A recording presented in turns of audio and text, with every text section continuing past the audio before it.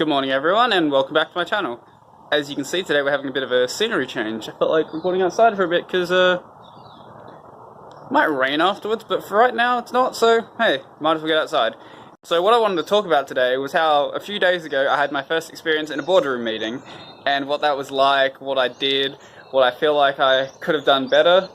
And yeah, so hopefully whenever that happens for you guys, if it ever happens, then you will learn from my experience and hopefully not make some of the same mistakes that I did. Anyway, we will get to that in a second. So when I first got there, I signed in at the lobby, nothing too special there. The person working at the desk there was nice. She seemed to understand that everything was going on, so no problems there.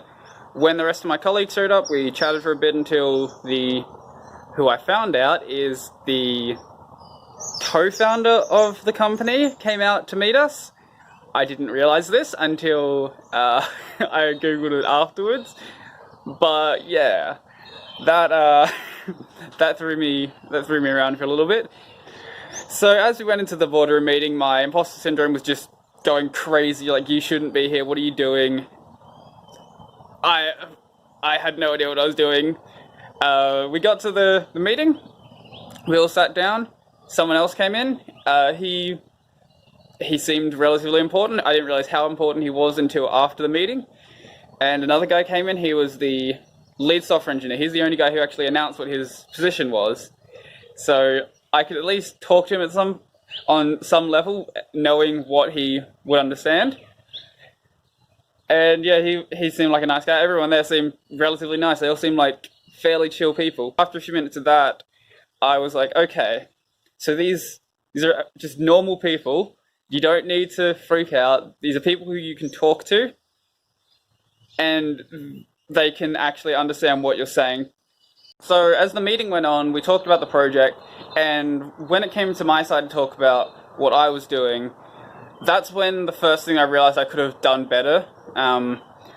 So I went into it without preparing much. So I could obviously talk about how I was building it with React and using Material UI to style it, but I couldn't really explain React in a way that business people could really wrap their heads around super easily. I could obviously explain that it was JavaScript, and they managed to catch on with that, but I couldn't really explain why I used React as opposed to anything else. I know that obviously you can build components and things of that nature, but in a way that it makes sense for a business person to understand. I realize now that I could say things like, it helps with reusability. You can build a single component and then you reuse that component across many different pages, and that saves you a lot of developer time.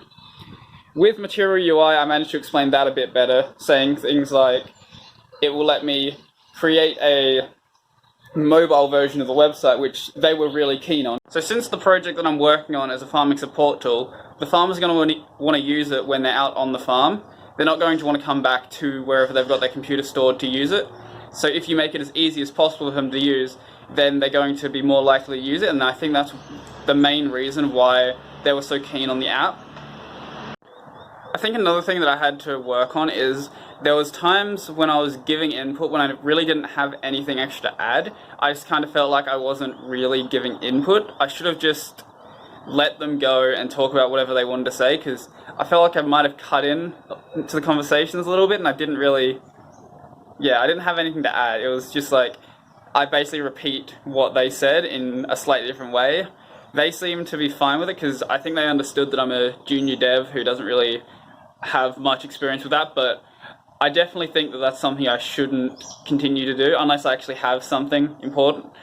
Like, it's one thing to add to the conversation when people are going astray with whatever you're working on or something that you have some input on, but when you're just trying to fill airtime, then I don't know, maybe it's fine, maybe I don't feel that great about doing it. But apart from that, let's see, was there anything else that I need to... I shook everyone's hands, except I did miss one guy. I'm not even sure who he was. He showed up halfway through. He could have been really important. I just didn't know about it, so I kind of feel bad about not shaking his hand. But when I got there, I'm going to jump back a bit now, because I can't continue this story in a straight line, apparently. So that guy that I mentioned at the start, who was actually really important, but I had no idea about it, he turned out to be the CEO. It didn't even click with me, because his title is Chief Executive Officer, which obviously means CEO. But my head was just going a million miles a second on other things. It didn't even click with me.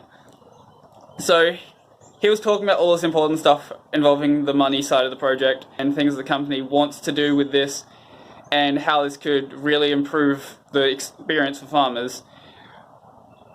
But it just didn't click that he was the CEO. And once I realized that, I was freaking out in my car. I was like, oh my god, I just met with the CEO. What am I doing? Because, yeah, it's...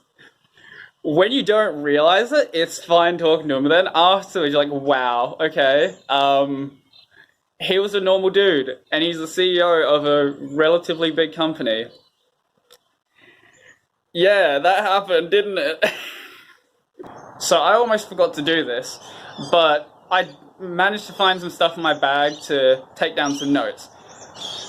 I don't know how they feel about that, obviously, but I think that it makes them seem like you're paying more attention and you really value whatever feedback they have on your side of the project. Because there's some stuff that I didn't realize, because I'm not someone who knows about farming, and there's things like they keep track of air temperature and the soil temperature, and I just had like a generic temperature on my side of the project because no one had ever mentioned it before. And there's other things like the variety of crops and other things like that just, because I'm not a farming person, I had no idea.